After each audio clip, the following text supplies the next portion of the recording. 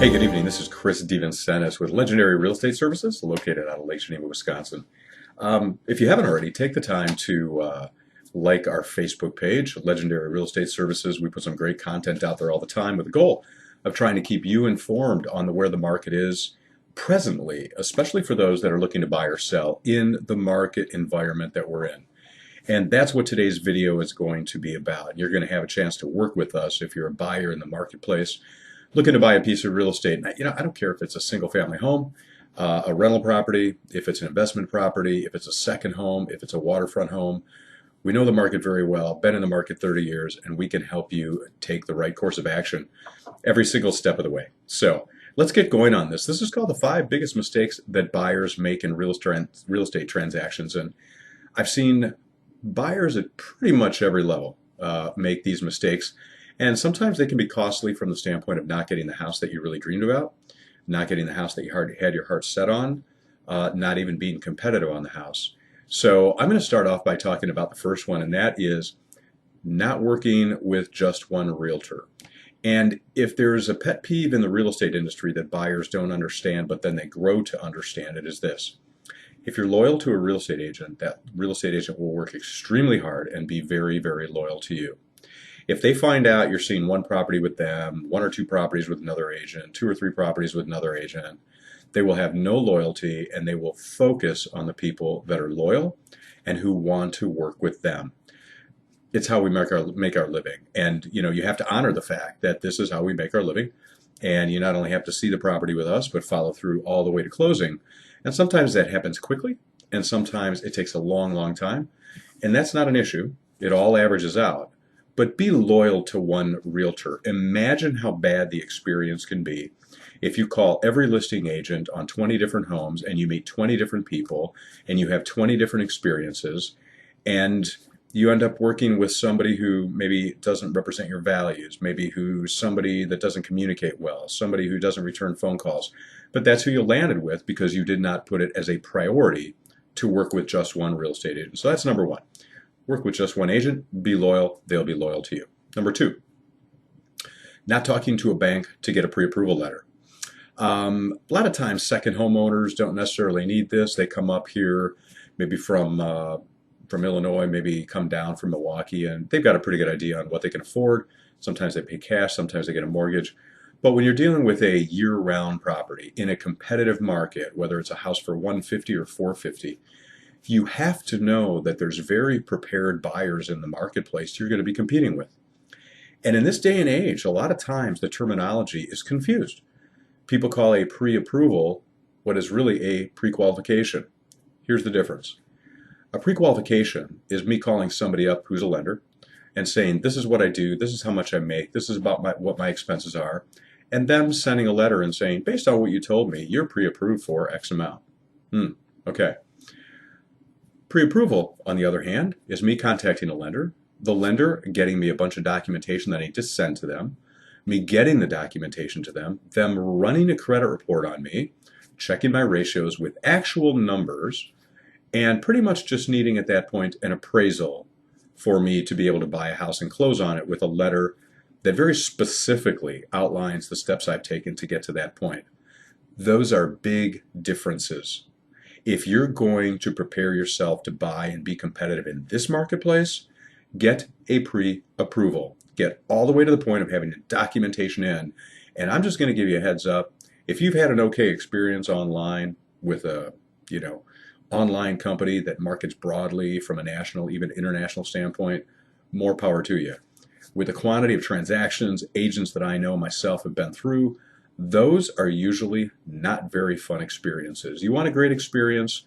Choose one of the 2, 3, 4 lenders that your realtor recommends to you that are local, that you can meet with, that you can talk to, you can look in their eyes, and you can have a great experience because they follow up and follow through. You're not calling into some telecenter with 500 people in it who keep losing your file every week, okay? That's what those other experiences can be like. So, get a pre-approval, not a pre-qual. Number 3, not believing that it's a very competitive seller market and not making a strong offer. I don't know how many real estate agents talk to me about showing people a bunch of property and then they make an offer and they tell them, in this market with this type of property, this thing's only been on the market 2 days. It's had 12 showings. They're supposed to get 6 offers, and the buyer comes in low. Not much you can do with that. Most of the time right now in situations where property is priced right, it's selling for more than asking price. I know as buyers, we don't like to hear that. But here's the thing. That won't last forever. But right now, if you want to buy right now, with today's interest rates at below 3%, just over 3%, that's the market condition. Now, there's ways to compete in that market situation, and there's things like with your offer to purchase, making a great offer, and providing a letter of how much you love the home, how much your family loves the home, how much they want to live there, and maybe tug at the heartstrings of the seller a little bit so that you get in favor with them.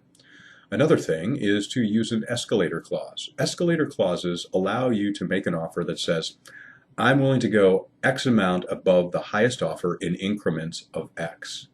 And that doesn't assure you a win, but it really stacks up highly to be able to make it more than likely that you're going to be one to get the house in most cases. So that's called an escalation clause. Make sure you talk to your real estate agent about it. If you want to work with myself, we use escalation clauses in today's market environment. They're not used all the time, just when it's super competitive. Number 4 is not having someone talk to you about the differences between defects on a home inspection and normal maintenance on a home inspection. And here's why that's a big deal. The number one contingency where deals fall apart are home inspections, believe it or not. In the offer to purchase you're going to make, there is a different definition of defects of material significance. And that definition basically says that 3 things define a defect of material significance. 1, the condition can harm current or future occupants. Number 2, the condition can reduce the value of the property. And number 3, if not repaired or replaced, that the condition that is considered a defect of material significance can have an adverse effect on the lifespan of the property. So that's something that you've really got to consider as substantial. Cracked heat exchanger on a furnace would be a defect. An electric panel that's wired wrong would be a defect. A home inspector goes up in the attic and sees that the roof is leaking like a sieve and the seller didn't know it. Maybe it just started, but it's found. It's a defect, okay?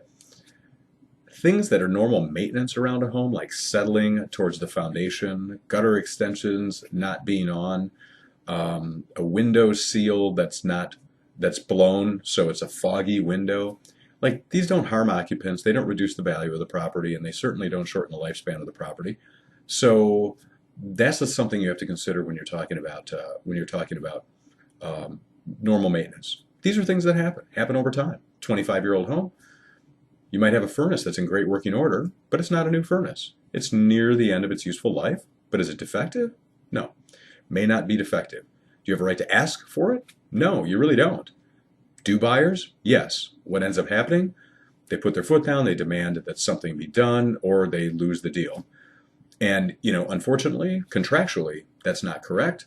But sometimes in transactions, people push hard, and they get their way, and those things happen.